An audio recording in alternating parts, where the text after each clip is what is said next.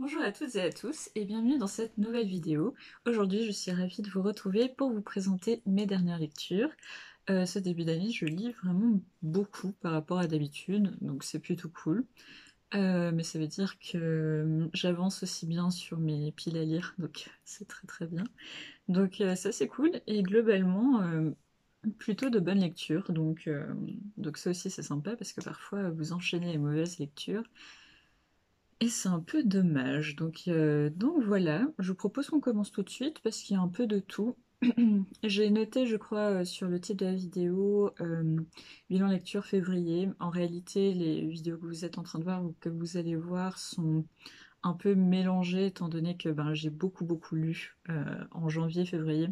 Donc j'ai divisé, j'ai tourné les vidéos quand j'avais un certain nombre de livres à vous présenter. Donc globalement, c'est des livres que j'ai lus en janvier et février, mais vous aurez d'autres livres que j'ai lus en janvier, en février plus tard aussi, parce que tout simplement, je tourne quand j'ai un certain nombre de livres à vous présenter. Je vais pas attendre d'avoir tout d'un coup un nombre plus important à la fin du mois pour faire une vidéo qui serait trop longue, un peu indigeste, et je risque aussi de ne pas me souvenir de tous les titres que j'ai lus. Bien que depuis cette année, j'ai un nouveau système, j'ai un petit cahier qui est très très mignon, où en fait je note un petit résumé d'une page de chaque livre que je lis. Ce qui est assez cool en fait. Je sais que beaucoup de personnes le font avec Booknote ou d'autres applications du genre. Je vous avoue que moi je suis très papier, donc j'ai pas sélectionné cette solution, mais c'est l'une d'entre vous qui me l'avait conseillé. Et effectivement, je trouve que c'est pas mal de garder en fait une trace de ce que je lis, parce que j'ai quand même bientôt 27 ans et j'ai jamais fait ça, donc il y a potentiellement des milliers de livres que j'ai lus au cours de ma vie et dont je me souviendrai pas. Donc c'est un peu dommage, donc bon, autant commencer maintenant. Donc je vous propose qu'on commence tout de suite. Donc le premier livre que j'ai lu, et je sais pas si c'est un coup de cœur ou un livre que je n'aime pas du tout, donc c'est assez bizarre, je suis très partagée et vraiment si vous l'avez lu, votre avis m'intéresse. Il s'agit de Ri de Sutong. Donc, de quoi ça parle? Donc, Sutong, c'est un auteur que j'aime beaucoup. C'est l'auteur qui a écrit Épouse et concubine, qui est un de mes livres favoris. Et j'avais lu récemment Je suis l'empereur de Chine de Sutong, et je vous avais déjà dit que le... j'ai été assez mitigée sur cette lecture, qui est une bonne lecture, mais que j'ai trouvée assez violente et cruelle. Et en fait, on passe d'un cran dans la cruauté, on va dire. Donc, Ri de Sutong, donc aux éditions l'Aube Poche, et le traducteur Noël Dutray, et avec la collaboration de Liliane Dutray, donc parle en réalité de Wulong, donc dans la Chine du Sud. Wulong meurt de faim. Dans les rizières, on est juste avant l'effondrement de l'Empire. Et Wulong décide d'aller à la ville pour essayer de sauver sa peau. Et en fait, il va réussir à rentrer dans une famille de vendeurs de riz. Et il va développer une fascination à la fois pour le riz et pour les pratiques sexuelles. Et en fait, il va associer les deux d'une manière assez étrange que je ne vais pas détailler ici pour des raisons évidentes, mais que vous retrouvez dans le livre d'une manière très graphique, on va dire. Et en fait, Wulong, en entrant dans cette famille, va la détruire de l'intérieur, mais vraiment. C'est un personnage absolument abominable qui va épouser une des sœurs, la tabasser, et après, pardon pour les mots crus, mais vraiment ce livre est très cru, donc voilà. Puis, une fois que la première sœur est plus ou moins morte, en tout cas elle va mourir assez vite, il va violer la seconde sœur qui ne voulait pas l'épouser pour également vivre avec elle et en faire quelque part son esclave. Un de ses enfants qu'il a avec cette fille va finir par tuer sa sœur à l'âge de 10 ans en lui mettant la tête dans le riz. Donc bon, voilà, et sans vouloir vous spoiler, en gros on tombe de plus en plus dans l'horreur et de plus en plus dans l'atroce et l'indicible, jusqu'au moment où je pense pas que c'est un spoil, mais si vous voulez avancer de quelques minutes la vidéo, je vais vous laisse avancer. Pour ceux qui restent, du coup, Wulong finit par pourrir sur place parce qu'il attrape la syphilis. Et en fait, c'est une fin évidemment un peu qui est censée montrer que voilà la pourriture de l'homme, etc. Mais bon, c'était assez, c'était à la fois très intéressant. En fait, je l'ai lu en une matinée parce que j'arrivais pas à m'arrêter. Et il y a quand même, il y a 310 pages et j'ai lu ça en 2-3 heures parce que vraiment j'arrivais pas à m'arrêter tellement c'était prenant.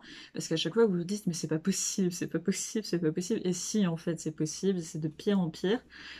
C'est intéressant de voir à quel point la faim, enfin cette dénonciation de la faim en Chine, peu importe la période, et c'est intéressant de voir cette dénonciation tout en critiquant à quel point l'homme, une fois qu'il n'a plus rien, est prêt à tout en fait. Donc ça c'était intéressant. Su Tong, j'aime beaucoup son écriture, justement, je n'arrivais pas à lâcher le roman. Mais honnêtement, c'est hyper violent, très graphique. Euh, je vous dis très clairement, il y a de gros trigger warnings sur le viol, les violences conjugales, le meurtre, les personnages handicapés, vraiment beaucoup de sujets, la maladie aussi.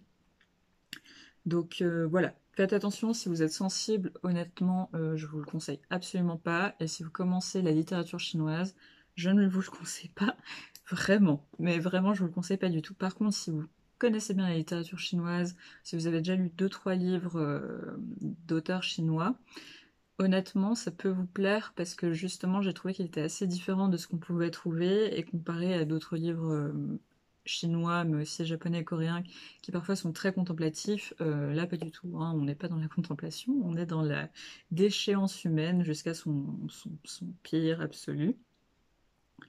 Bon, c'est pas quelque chose que j'aurais spécialement envie de relire, mais j'ai trouvé que l'expérience était assez intéressante parce que je n'arrivais pas à le lâcher alors même qu'il était atroce.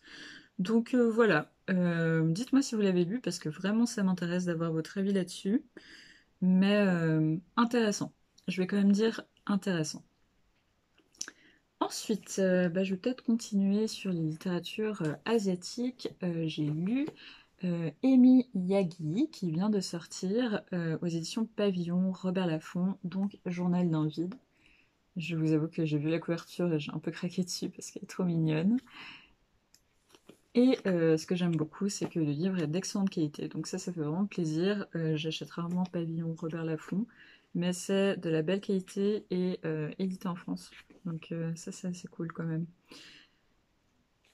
Donc, de quoi ça parle? En fait, c'est une histoire assez intéressante. Donc déjà, il faut savoir que Emi Yagi a eu le prix japonais.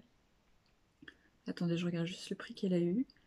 Elle a eu le prix Osamu Dazai, qui est remis chaque année au meilleur premier roman japonais. Donc c'est quand même intéressant.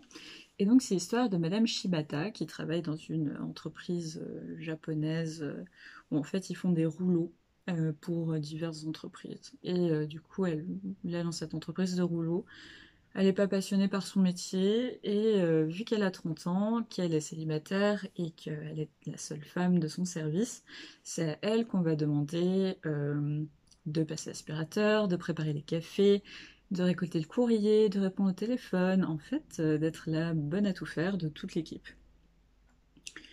Et un jour, elle voit une cigarette dans un café et elle doit laver cette tasse et en fait, elle en a marre et elle décide de dire qu'elle est enceinte, alors qu'elle ne l'est pas du tout.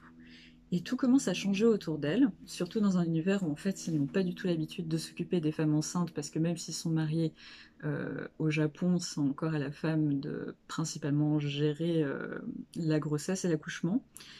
Et en fait c'est vraiment un roman qui est un hymne, c'est une grosse satire en fait de la place des femmes dans les entreprises et aussi de la grossesse au Japon. Euh, et du fait que les femmes sont très peu accompagnées par leur mari la plupart du temps et qu'elles doivent faire un trait sur leur carrière la plupart du temps pour pouvoir s'occuper de leurs enfants. Et voilà, il y avait aussi une grosse dénonciation du fait qu'une femme japonaise célibataire peut très difficilement avoir un enfant, dans le sens où la société est très critique là-dessus. C'était vraiment intéressant, j'ai lu d'une traite, c'était vraiment très facile à lire. Si vous voulez débuter la littérature japonaise, vraiment celui-ci est très bien. J'ai trouvé assez féministe, donc c'était cool. Je m'intéresse beaucoup aux textes féministes est-asiatiques parce que je trouve que c'est assez intéressant et les sujets mis en avant évidemment sont particuliers à leur culture. Donc c'était vraiment sympa. Euh, Dans la quatrième de couverture, ils disent que c'est humoristique. Moi, j'ai pas ri du tout parce que j'ai trouvé que c'était assez terrible en fait. Mais apparemment, c'est assez humoristique et j'ai un gros coup de cœur sur son collègue de bureau en fait, qui est un homme particulier et au fur et à mesure du livre, vous comprenez pourquoi il agit d'une certaine façon. Et je trouvais ça vraiment très émouvant et très touchant. Idem pour son amie qui est enceinte et qu'elle retrouve un soir dans la rue. Et j'en dirai pas plus, mais c'était très très beau. Donc honnêtement, très chouette lecture qui dénonce un certain nombre de choses nécessaires à être dénoncées et qui vous en apprend plus sur le Japon d'une manière générale. Donc vraiment sympa.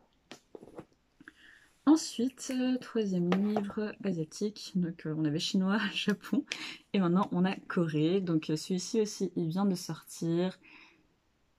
J'ai dévoré, mais absolument dévoré, Créature du petit pays de Joué Hakim, donc ils nous disent rentrée littéraire d'hiver, les presses de la cité. Donc de quoi ça parle? Je sais pas comment résumer ce livre tellement il est bien. Donc c'est dans un... On est en Corée, avant la séparation des deux Corées, et juste... Enfin, pendant l'invasion japonaise. Et on va suivre plusieurs personnages dont les destins sont reliés et qui tournent tous autour de Jade, une Gisaeng. Donc une Gisaeng, je pense que je prononce très mal et je suis désolée, une Gisaeng est une sorte de geisha japonaise. Donc Jade est abandonnée par sa mère quand elle est toute petite et elle est à Pyongyang. Et à Pyongyang, elle se fait recueillir par justement une tenancière d'un établissement de Gisaeng. Et cette tenancière va envoyer sa propre fille et la petite Jade à Séoul. Donc c'était aussi intéressant de voir ces liens entre Corée du Nord et Corée du Sud avant qu'il y ait justement cette séparation. Et donc Jade et cette autre fille vont grandir, vont devenir des Kiseng, vont devenir aussi actrices, etc. Et en fait, on va suivre leur évolution, mais aussi l'évolution de personnages communistes, de personnages contre l'invasion japonaise, etc. On va suivre un japonais aussi, au gradé. Euh, et en fait, tout cela, on va les suivre jusqu'au moment de l'indépendance de la Corée et le livre s'arrête un peu là. Et c'était vraiment prodigieux. C'est une sacrée bricasse quand même. Je pense que vous voyez, c'était intense, c'était vraiment une grosse lecture. Mais déjà, je trouve que le travail sur le livre est vraiment très beau. Donc, les presses de cité ont vraiment fait un beau travail. Le livre, c'est pas du tout abîmé. Alors que j'ai mis quand même un petit temps avant de terminer parce qu'il est vraiment intense et les thèmes abordés sont assez prenants. Donc, il faut être prêt à supporter ça. C'était magnifique. Déjà, j'ai adoré en apprendre plus sur les Gisaeng parce que je connais assez bien le monde des maiko et des geishas japonaises, mais les Gisaeng, on en parle très très peu. Donc c'était vraiment passionnant. J'ai adoré la plupart des personnages. J'ai adoré en apprendre plus sur la colonisation de la Corée par le Japon parce qu'on en parle très très peu. Et c'était assez effroyable de voir les atrocités qui étaient commises. J'ai beaucoup aimé le fait qu'on parle beaucoup de femmes et de la puissance de certaines de ces femmes, notamment que les Gisaeng ont beaucoup participé à la révolte contre les Japonais en donnant leur argent en fait, pour que les révoltés puissent faire des actions politiques. Donc c'était vraiment intéressant. C'est un livre vraiment fort, avec des personnages féminins forts, attachants, des personnages masculins tout aussi bien faits. Honnêtement, c'est une super super lecture. C'est un coup de cœur absolu. Je pense que c'est un des meilleurs livres que je lirai cette année, même si on est au début d'année. Franchement, j'ai déjà envie de le relire. Et du coup, ça m'a poussé à commander Pachinko de Minji Lee, je crois, où apparemment c'est tout aussi bien. Je pense que je risque d'être déçue parce que j'ai tellement aimé celui-ci que peut-être que je n'arriverai pas à apprécier à sa juste valeur Pachinko. Mais bon, dites-moi en commentaire si vous avez lu les deux. Mais impossible de lâcher ce roman, et à la fin, j'ai dû regarder des dramas coréens parce que j'arrivais plus à ressortir de cette histoire incroyable. Donc franchement, c'est magnifique, c'est très très très très très bien écrit, et je vous le conseille fortement. Ensuite, j'ai lu Vie et mort de Harriet Frian de May Sinclair aux éditions Cambourakis. Donc Jonathan Coe nous dit un parfait petit joyau. Et comme vous le voyez, c'est aussi un coup de cœur. Donc voilà.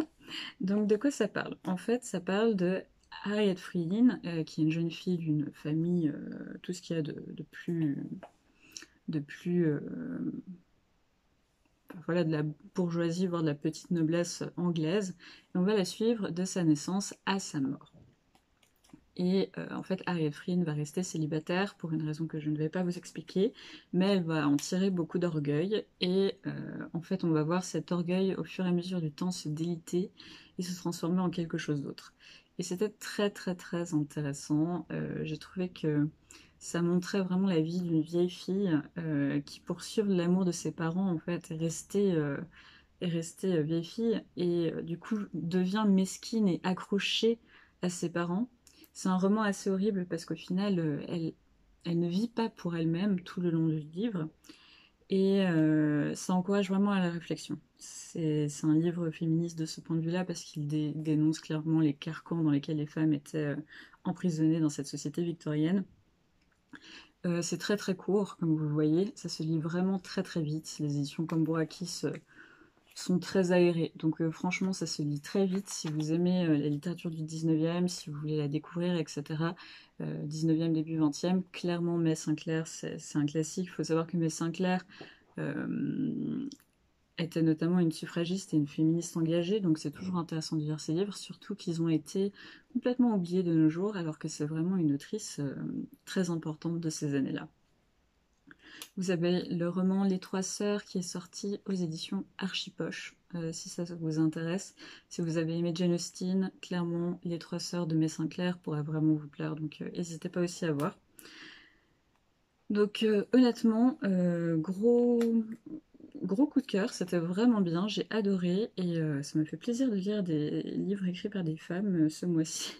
Là j'en ai 3 de suite et c'est vraiment un plaisir, et d'ailleurs ça va continuer avec le prochain parce que j'ai lu Laissez-moi de Marcel Sauvageau. Donc là je vais prendre mes petites notes parce qu'en fait j'ai vraiment beaucoup de choses à vous dire et j'ai envie de vous lire quelques passages. Donc, il faut savoir que Marcel Sauvageau, donc, qui est né en 1900, dans les Ardennes, est une professeure agrégée de littérature qui va tomber malade de la tuberculose et va mourir à l'âge de 34 ans. Et en fait, Laissez-moi, c'est la lettre qu'elle veut envoyer à son amant, qui lui écrit une lettre alors qu'elle est en convalescence en Suisse, sur le point de mourir, pour lui dire qu'il la quitte et qu'il va se marier. Et c'était incroyable. Je n'ai pas les mots, tellement c'était beau. Ça se lit très vite, c'est aux éditions Libretto, comme vous voyez, c'est tout court, et vraiment à l'intérieur, c'est écrit gros. Et c'était sensationnel, c'était un cri d'amour, de liberté aussi, vraiment, parce qu'en fait, elle lui dit, mais pars, pars, pars tout simplement, et laisse-moi seule, et laisse-moi avec ma souffrance, mais pars. Et savoir qu'elle a reçu cette lettre alors même qu'elle était sur le point de mourir, c'est d'autant plus touchant, et qu'elle est presque mon âge en fait. Donc j'ai beaucoup de choses que j'aimerais vous lire de cette lettre qui est vraiment c'est vraiment beau. Par exemple, je voudrais vous lire « Dans la détresse, c'est parce que je me sens que j'ai la force de continuer. Si tout change, si tout me fait mal, je suis moi avec moi-même. Pour que je me sois perdue, il aurait fallu que je fusse sûre de n'avoir plus besoin de moi. » Donc c'est très beau en fait, cette quête aussi de l'individu. Je trouve ça vraiment magnifique. Et j'aurais voulu vous montrer un autre passage, laissez-moi juste le retrouver. Là, elle commente la lettre qu'elle a reçue, qu'on n'a pas en fait dans le livre, on a juste sa réponse à elle. Vous avez trouvé mon influence néfaste. Aujourd'hui, vous vous rappelez cette influence et vous trouvez qu'elle a un titre à notre amitié. Pourquoi? Les histoires que je vous ai contées, l'influence que j'ai pu avoir sur vous, ne sont plus. Nous avons changé la tonalité des deux êtres qui les faisaient vivre. Et ce qui me fait souffrir, ce n'est pas tant la mort d'un amour que celle d'un être vraiment vivant que nous avions créé l'un et l'autre, que peut-être moi j'avais créé seul. Cet être était une union de vous et de moi, telle que nous voulions l'un l'autre. C'est vous, comme j'avais besoin que vous fussiez, non pas un admirateur de ma personne comme vous l'avez prétendu, mais un homme qui m'aimait, qui, à cause de cet amour, trouvait de l'intérêt à tout ce qui venait de moi. Devant lui, je pouvais avoir tous mes défauts et toutes mes qualités. Je pouvais me laisser aller au désordre, ce désordre lyrique et inattendu, où tous les instincts se livrent en paroles et en cris, pour ensuite permettre aux surdirections de l'âme de retrouver la route et de continuer. J'imaginais qu'aucun de ces abandons ne troublait votre amour et votre conscience. C'est juste sublime. Et je vous lis un dernier passage que je trouve trop beau. Seulement vous avez, pendant un temps si long, demandé à mon cœur de vous offrir l'amour total qui donne et qui exige, l'amour de l'esprit, l'amour du corps, qu'il me paraît difficile d'effacer d'une chiquenaude ces tendances, ces désirs que j'ai pris, que j'ai aimés et que j'ai voulu. Vous ne désirez plus que la bonté. Croyez-vous que nier le reste suffise pour qu'il n'existe plus? Donc voilà, honnêtement, je ne sais pas quoi vous dire d'autre, à part lisez-le, c'est une énorme claque, et c'est sublime, c'est sublime. C'est sublime, en même temps c'est tellement dramatique parce que c'est la vérité. Elle est morte quelques jours après avoir écrit cette lettre. Et en fait, le récit se termine par... elle narre en fait un bal, et j'en dirai pas plus, mais il faut le lire, c'est juste magnifique. Si vous l'avez lu, dites-le moi en commentaire parce que ça m'intéresse fortement d'échanger sur ce livre. Et enfin, je vous présente un livre que je n'ai pas fini. Je ne sais pas si je le finirai, donc je préfère vous le présenter comme ça, je verrai. Il s'agit d'un livre que je vous ai présenté récemment, donc Morgane Pendragon de Jean-Laurent Del Socorro, aux éditions Albin Michel Imaginaire. Donc j'ai foncé dessus quand il est sorti parce que je me suis dit oh super, un livre qui reprend la légende arthurienne, qui se concentre sur Morgane. Morgane finit avec Guenièvre, donc il y a plusieurs choses assez intéressantes. C'est une réécriture, on va dire, plus ou moins féministe, dans le sens où les chevaleresses sont au même niveau que les chevaliers, et les unions lesbiennes et les relations ouvertes et libres sont acceptées. Donc voilà, c'est un choix, un parti pris. Et dans l'absolu, tout pourrait m'intéresser. J'aime beaucoup le personnage d'Arthur qui du coup est extrêmement amer de pas... qui est l'amant de Morgane, et qui est extrêmement amer de ne pas être devenu le roi de l'ogre en fait. Donc il y a beaucoup de trucs assez intéressants. J'ai aimé le personnage de Merlin qui est pour l'instant assez ambigu et ambivalent. Il y a beaucoup de bonnes choses. Mais le problème, je trouve, c'est qu'on n'a aucun attachement pour les personnages, mais vraiment aucun. Morgane est froide, vraiment elle est froide. À certains moments, vous vous dites, mais c'est pas possible, elle aime vraiment les gens avec qui elle est ou pas du tout. Ça va très vite à certains moments, vous vous dites, oula, on en est déjà là, d'accord, ok, j'ai loupé quelque chose. Il y a beaucoup de personnages, donc c'est pas facile, surtout que certains personnages sont devenus des femmes. Donc il faut essayer de se rappeler de ce qu'on connaît de la mythologie pour arthurienne, pour essayer de revoir qui est qui. Certains personnages comme Bisclaveret. Bon, voilà, je trouve que il y a vraiment de bonnes idées en fait, et c'est ça qui me pousse à continuer. J'essaie de lire un chapitre de temps en temps, mais honnêtement, je le trouve à la fois trop politique et vraiment pas assez axé sur la construction des personnages, et du coup, en fait, vous vous en fichez, vous n'avez aucun attachement pour aucun des personnages. Limite, le personnage qui m'intéresse le plus, c'est Arthur, alors que c'est censé être un des antagonistes, quelque part, de l'histoire. Mais vraiment, Morgane, mais aucun intérêt. Enfin, pour construire une femme forte, il faut aussi qu'elle ait des émotions et qu'elle soit humaine. Vous pouvez pas juste faire une sorte de personnage froid et limite égocentrique. Enfin, je sais pas.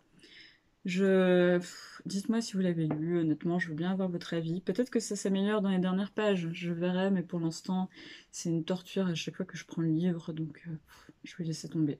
Je pense qu'en fait, il plaira plus à un public masculin, à mon avis, enfin en tout cas masculin. qu'on s'entende, je veux dire un public qui a l'habitude de lire des romans de fantasy avec beaucoup de bastons, avec beaucoup d'intrigues politiques. Moi je vous avoue que c'est pas vraiment ce que je lis, j'ai pas lu La Roue du Temps, etc. etc. Donc peut-être que ça plairait plus à un public comme ça, mais moi, ça... Et pourtant ils vendaient vraiment du rêve sur le papier, mais bon, comme quoi, parfois, on est déçu. Donc voilà, c'est tout pour mes dernières lectures. N'hésitez pas à me dire quelles sont vos dernières lectures, ça fait toujours plaisir et ça me donne plein d'idées de lecture à moi aussi. N'hésitez pas à mettre un pouce en l'air et à vous abonner si ce n'est pas déjà fait. Et je vous retrouve très bientôt pour une prochaine vidéo. Ciao!